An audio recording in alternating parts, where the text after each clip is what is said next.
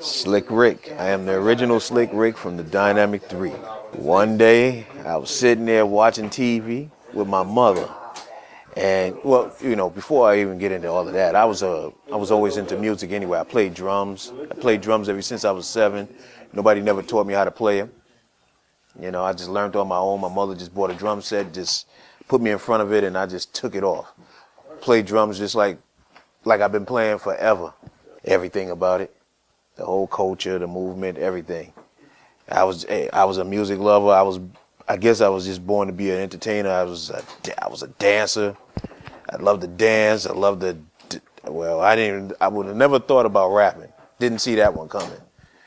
But I was a dancer, I loved music. I played the drums. I sleep with music, wake up with music, listening to Sugar Hill Gang. All of a sudden they came out and I was like, oh man, I can do that. That's nothing. That's like Cat and Rat. That's how I put it down. Like Cat and Rat. These guys ain't doing nothing no spectacular. I can do that.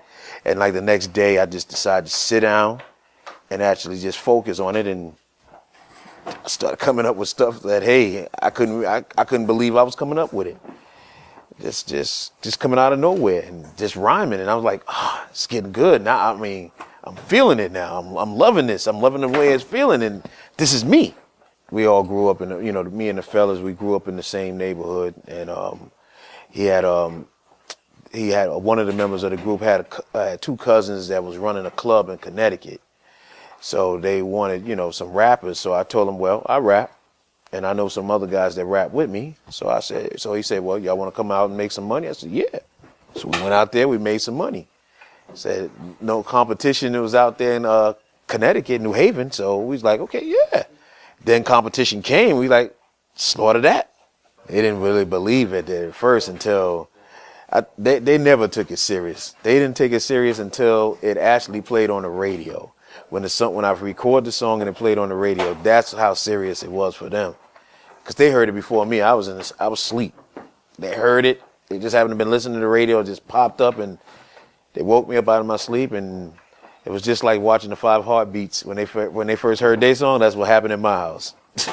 Cold Crush Brothers and Fantastic Five, they the ones that actually really sat there and brought it to a head, because like I said, we did the thing in Connecticut, and we performed one time in the Bronx, and that was a big thing for us because that's where we came from. That's where we lived.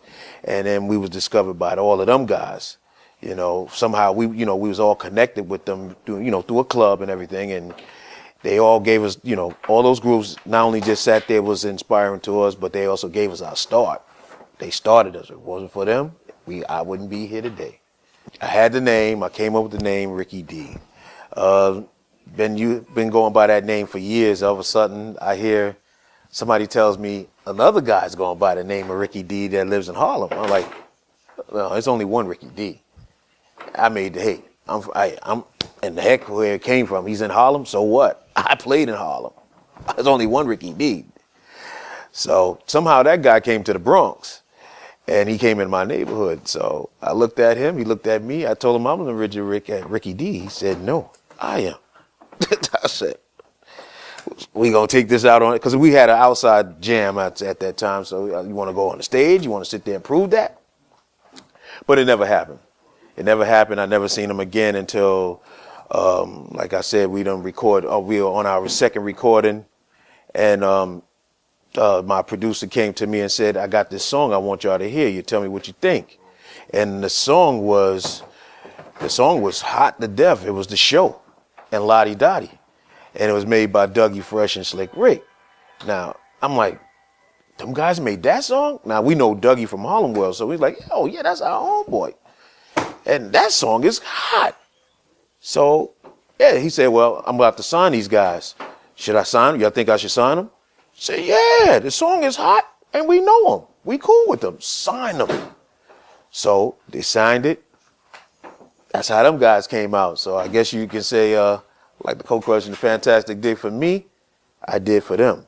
I discovered them, or I helped them get where they need to go. And yeah, and then the worst part came. When they signed Dougie, they didn't sign Rick. That was the bad part of it all. And I'm like, that's ridiculous. Why you didn't sign this guy?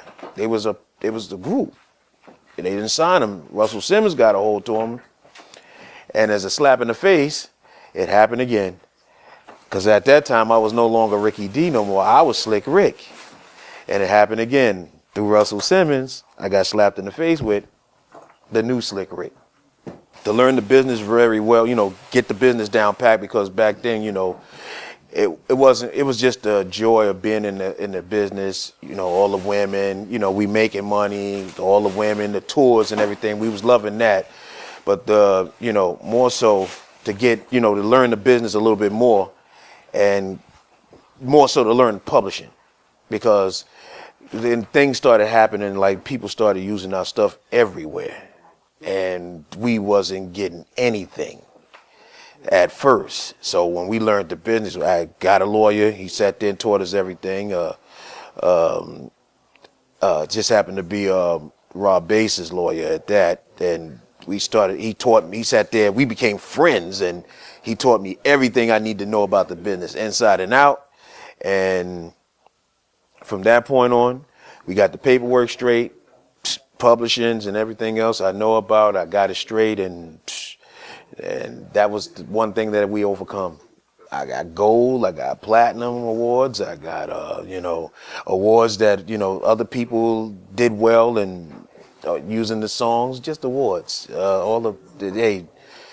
Based off of, hey, let's face it, I did 3 songs in my life, and out of the 3 songs, 2 of them is like severe to this day. I mean, I can't believe it. I'm still stung, like, till this day. I mean, this is where we at, 34 years in the business, collecting publishing and everything else, and getting groups are still using it, movies, TV shows, all over the world.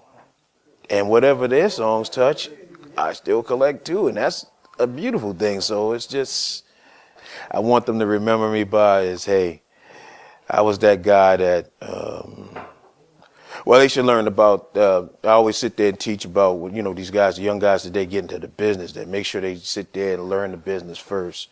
So, just a person that just teach about the business in general.